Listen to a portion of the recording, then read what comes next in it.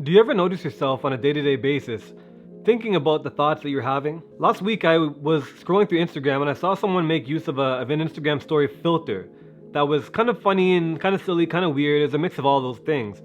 And I wanted to use that filter just to play around, just to have some fun. And I noticed immediately myself kind of stopping myself from taking that action. I noticed myself thinking like, okay, that's kind of weird. You don't really do a lot of weird things like that. People might think you're kind of weird, whatever. Let's forget about it, right? I just kind of dismissed the idea, even though I initially wanted to do it.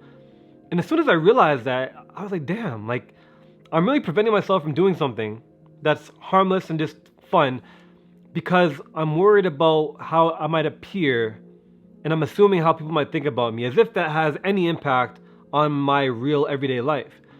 So as soon as I thought about that, I had to use the Instagram filter and I made the video and I posted it. Here it is. Sometimes life gets rough and you just want to go back in the womb. Know what I'm saying? It's kind of creepy, it's kind of cool, technology is fun. It seems like a really small example, right? It seems insignificant. But why do I bring it up? And something I realized, something I've learned is that every emotion we have, there's a story behind it. Whether you're happy, sad, angry, jealous, envious, all the emotions that we have, there's a story behind it. And the story is something that we're making up and we're telling ourselves. And this is something that sets us apart from every other creature on earth. The ability to be mindful, the ability to think about our thoughts, to separate ourselves from the thoughts that we're having.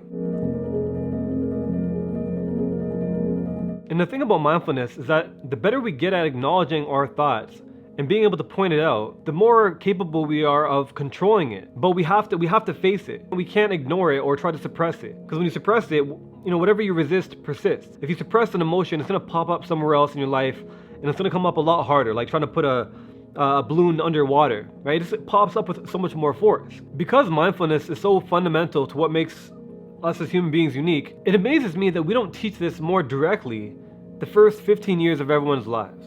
Like imagine starting out as a child, when you experience an emotion and you're able to identify the true source of that emotion, instead of just finding an excuse or an example to justify it that doesn't target the actual cause. Like imagine you're a parent and you're at a park and little Timmy runs up to you crying. And you say, hey, Timmy, what's wrong? What's wrong, Timmy? And he says, my toy was over there and the kid stole it. And then you resolve the situation, you go home and you bring over little Timmy and you say, remember earlier when you were crying and you're talking about this kid stealing your thing and making you mad, and you said that the reason that you were mad and you're crying is because he stole your toy. And then imagine you walking him through the steps of being more mindful and you help him realize that he wasn't mad and crying because the kid stole his toy. He was mad and crying because he has an expectation that he and his possessions are going to be respected by the other kids at the park.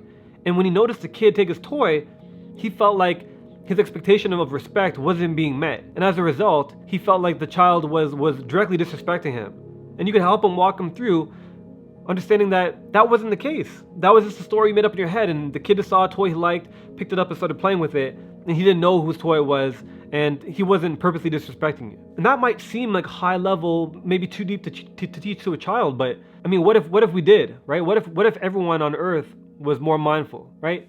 It might seem like, it's a utopia idea, but is it really so hard for us to do? It was maybe 8 years ago, I think, that I really started getting deeper into the idea of mindfulness. And it came from reading a book called The Power of Now. And if you've watched my videos for any length of time, you probably heard me recommend it. It's kind of like a mindfulness Bible.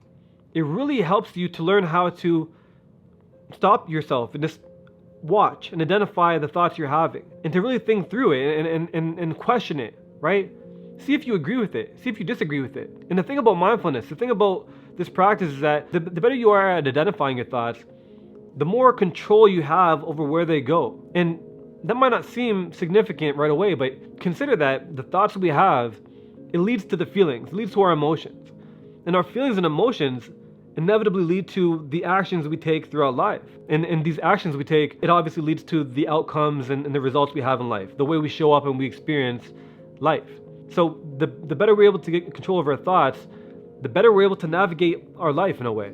It's impossible to be aware of every thought. It's impossible to stop thinking, right? We do it all the time. We're just blobs of thought meat. So whether more intentionally practicing mindfulness determines whether or not you make that post on Instagram that is more or less insignificant in your life, or if you're using it to determine how you're going to communicate with your partner, or how you're going to think about yourself and how you're going to perform in a job interview, or any of the million of other examples. The better we can get at it, the better we can get at controlling the direction of our life. And it's all a practice of self-discovery. And I'm a big fan of that. I'm a big fan of self-discovery and being more aware and controlling the things I can control.